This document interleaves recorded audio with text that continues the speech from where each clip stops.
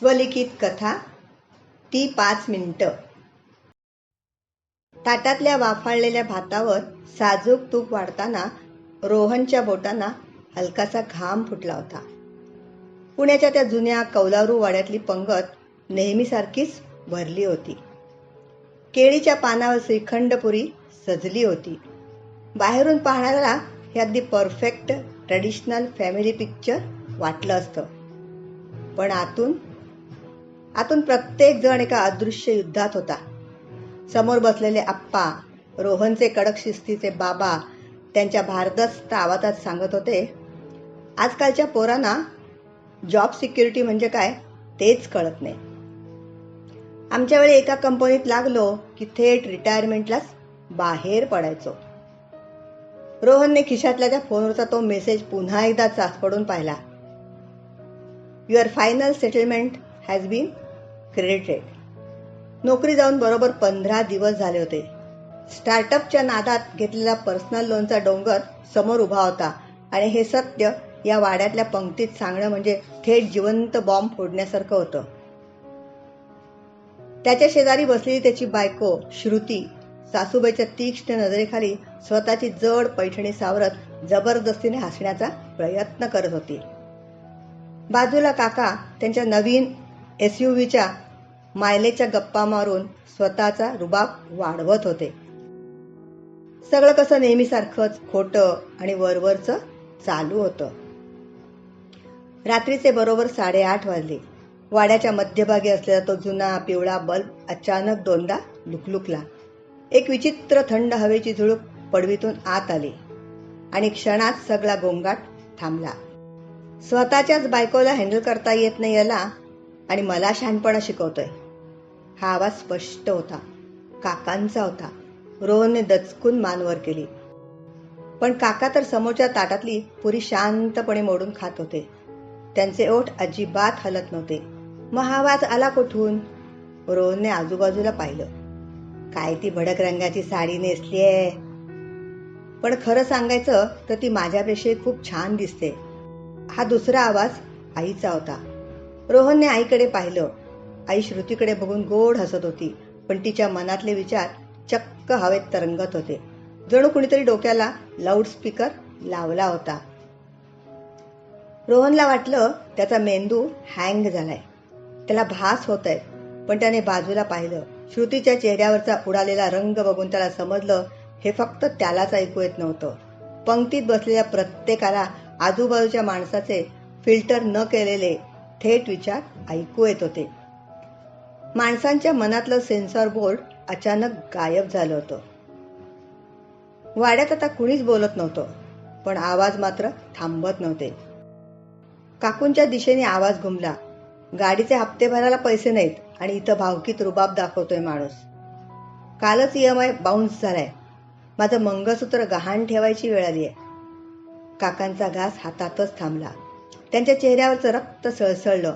त्यांनी रागाने आणि भीतीने काकूंकडे पाहिलं, पण ती फक्त डोळे पाडून त्यांच्याकडे बघत होती. विचारांवर कोणाचंच नियंत्रण नव्हतं. ते धबधब्यासारखे बाहेर पडत होते. सगळा वाडा एखाद्या डार्क कॉमेडीच्या सेटसारखा झाला होता. कोणीही तोंड उघडत नव्हतं, पण प्रत्येकाची गुपितं हवेत उडत होती. पण या सगळ्या गोंधळात रोहनची धडपड मात्र वेगाने वाढत होती. त्याच्या छातीत ढोल वाजत होते. त्याला वाटलं, देवा, माझ्या नोकरीचं गुपित फक्त बाहेर येऊ देऊ नकोस. प्लीज, फक्त 5 मिनिटं थांबू दे. आणि बरोबर तोच विचार हुबेहूब रोहनच्याच घाबरलेल्या आवाजात वाड्याच्या त्या पडवीत घुमला. 15 दिवस झाले नोकरी जाऊन. स्टार्टअपसाठी घेतलेलं 30 लाखांचं लोन अंगावर आले. आप्पांना समजलं तर मला आजच्या आज घरातून बाहेर काढतील. वाड्याच्या पडवीतील ती अदृश्य लाट अचानक गोठल्यासारखी झाली. काका काकूंचे विचार हवेतच विरले. आप्पांच्या हातातला पाण्याचा तांब्या खाली जमिनीवर आदळला आणि पाणी सर्वत्र सांडलं. त्यांनी डोळे विस्फारून रोहनकडे पाहिलं. त्याच्या चेहऱ्यावरच्या नसा ताणल्या गेल्या. कपाळावरच्या आठ्या अत्यंत गडद झाल्या. रोहनने मान खाली घातली. त्याने डोळे गच्च मिटून घेतले. आता वाड्यात मोठा स्फोट होणार, आप्पांचा ओरडण्याचा आवाज भिंती हादरवून टाकणार हे नक्की होतं. त्याने दोन्ही हाताच्या मुठी घट्ट वळल्या, पण आप्पांच्या तोंडून एकही शब्द बाहेर आला नाही. त्याऐवजी हवेत एक जड कापणारा आवाज घुमला. तो आप्पांचाच आवाज होता, पण त्यात नेहमीप्रमाणे तो कडकपणा नव्हता. तो आतून तुटलेल्या एका माणसाचा आवाज होता. नोकरी गेली?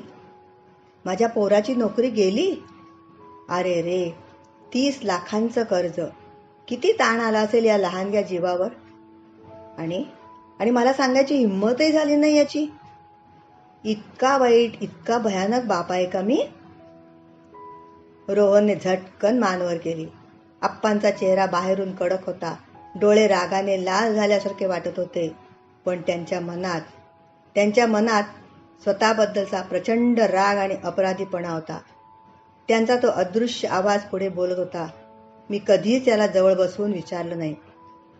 नेहमी फक्त ऑर्डर सोडल्या, रिझल्ट्स मागितले. आजकालची पोरं टेन्शनमध्ये काही वावगं पाऊल उचलतात, सुसाईड करतात. देवा, माझ्या या पोराने असं काही करू नये. माझी PFची सगळी रक्कम याला देऊन टाकेन मी, पण हा खचायला नको. आप्पांचा तो थरथरणारा, घाबरलेला अंतरात्मा पहिल्यांदाच सर्वांच्या समोर उघडा पडला होता. शिस्तीच्या बुरख्याखाली दडलेला एक काळजी करणारा हतबल बाप रोहनला पहिल्यांदाच दिसत होता. त्याच वेळी आईच्या मनातला विचार हवेत मिसळला. माझा पोरगा एवढा मोठा झाला, पण माझ्या पदराखाली येऊन रडायला हा का घाबरतो तो? मीच त्याला नेहमी बाबांची भीती दाखवत लहानाचा मोठा केला.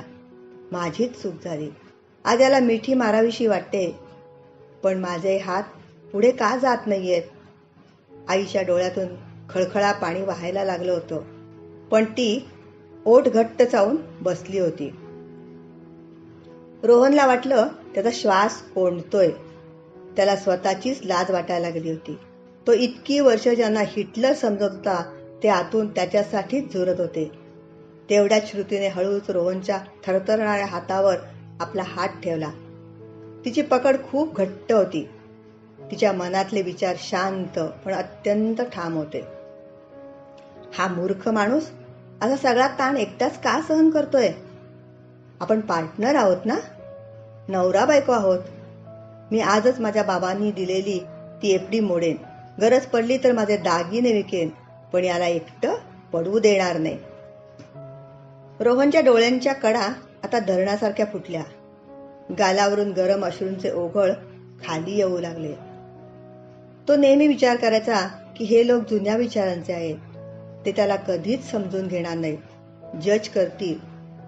पण आज समजलं होतं की जज कोणीच कोणाला करत नव्हतं. प्रत्येक जण स्वतःच्याच भीतीच्या, इगोच्या आणि काळजीच्या एका अंधाऱ्या तुरुंगात बंदिस्त होता आणि बाहेर पडायचा रस्ता शोधत होता. बरोबर 5 मिनिटं पूर्ण झाली. तो पिवळा बल्ब पुन्हा एकदा लुकलुकला आणि हवेत घुमणारे ते सगळे अदृश्य आवाज एकदम थांबले. पुन्हा ती जुनी जड शांतता वाड्यात पसरली. बाहेरून येणारा पावसाळी वाऱ्याचा आवाज आता स्पष्ट ऐकू येत होता. पण आता त्या पंक्तीतल्या शांततेचा अर्थ पूर्णपणे बदलला होता. काका काकू एकमेकांकडे बघून अपराधीपणाने मान खाली घालत होते. काकांनी हळूच काकूचा हात धरला होता. आई आपल्या पदराने डोळ्याच्या कडा टिपत होती. आणि आप्पा, जे कधीच कोणासमोर झुकले नव्हते, जे कधीच व्यक्त झाले नव्हते, ते जागेवरून उठले. ते हळूहळू चालत रोहनच्या मागे आले. रोहनचा श्वास जड झाला होता. आप्पांनी आपला उजवा हात पुढे केला आणि रोहनच्या पाठीवर अगदी हलकेच ठेवला. तो स्पर्श इतका उबदार होता की रोहनच्या आत साठून राहिलेल्या महिन्याभराचा सगळा ताण, सगळी भीती त्या एका स्पर्शात वितळून गेली. आप्पांच्या ओठावरून एकही शब्द बाहेर पडला नाही, पण तो स्पर्श सांगून गेला होता, मी आहे पाठीशी. रोहनने समोरच्या ताटातला वरणभाताचा घास उचलला. आता त्याला तो घास घशाखाली जबरदस्तीने ढकलण्याची गरज वाटत नव्हती. वाड्यातले सगळे लोक पुन्हा आपापल्या जेवणात गुंग झाले. कोणीही जे घडलं होतं त्यावर एक शब्दही उच्चारला नाही. काही गोष्टी बोलल्या नाही तरी त्या बरोबर योग्य ठिकाणी पोहोचलेल्या असतात. आपण आयुष्यभर शब्दांचे मोठे मोठे पूल बांधण्याचा प्रयत्न करतो, पण खरी माणसं जोडली जातात ती कधीही न बोलल्या गेलेल्या काळजीच्या त्या अदृश्य धाग्याने. धन्यवाद.